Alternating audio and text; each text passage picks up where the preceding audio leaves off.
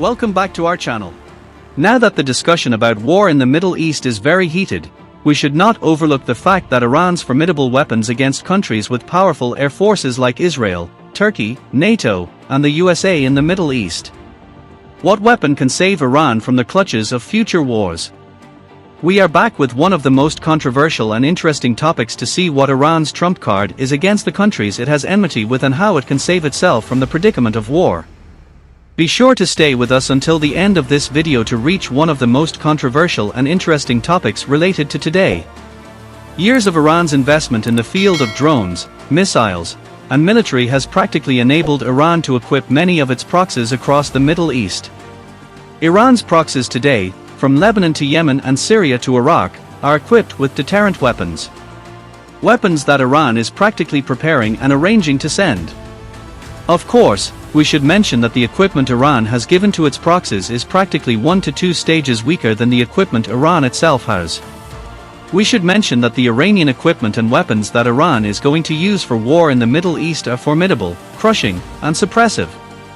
Let's get to the first case. Iran's strategic missile bases are among the items that can save Iran in the confrontation in the Middle East, especially at this time when the highest level of confrontation between Iran and other countries is considered. Iran's confrontation in the field of air defense suppression is the first case that can make conquest relatively easier for Iran. In fact, Iran's trump card is the suppression of air defense with anti-aircraft and anti-defense system missiles. The systems used in the Middle East are composed of both Eastern and Western systems. Systems that can practically intercept and destroy ballistic missiles, cruise missiles, and anti-armor missiles. Although Iranian missiles are supposed to suddenly speed up all defensive strikes due to their technologies. Let's go back to the past. In the NATO or US and Iraq War, one of the trump cards of the US Air Force was that it practically managed to completely suppress and destroy the Iraqi air defense. After clearing the sky for Iraqi fighters, it led to the extensive aerial bombardment of the entire Iraq region. These reasons and these cases allowed the US Air Force to completely dominate the Iraqi sky and almost make their way for the entry of ground forces safe. In the case of Iran in the Middle East, it is relatively the same. Anti-aircraft warfare or air defense forces are also among the cases that should be based on a general policy. In some countries like Britain and Germany during World War II, these methods were used. When the ground defense is destroyed, the sky is almost 90% clear for subsequent attacks. Iran has a wide range of missiles like Fateh 110 to practically prepare the sky for its air force and heavy bombardment attacks. In fact, in Operation Promise of Truth 1, this case was seen. Let's talk a little more precisely and scientifically. The nature of air defense is to identify hostile aircraft and destroy them.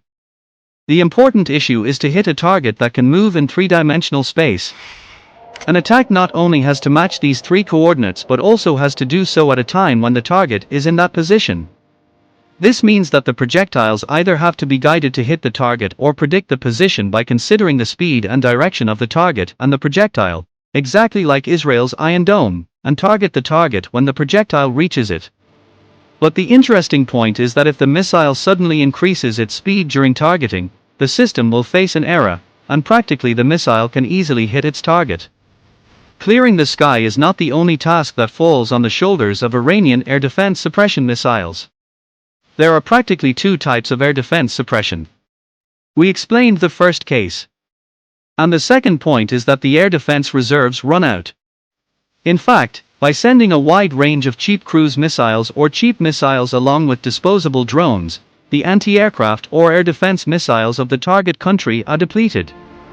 With reloading and a wide time range, the time is prepared for a more precise attack. If we put these items together one by one, we have explained a war strategy for you that can be very effective and useful for Iran or any other country in today's Middle East.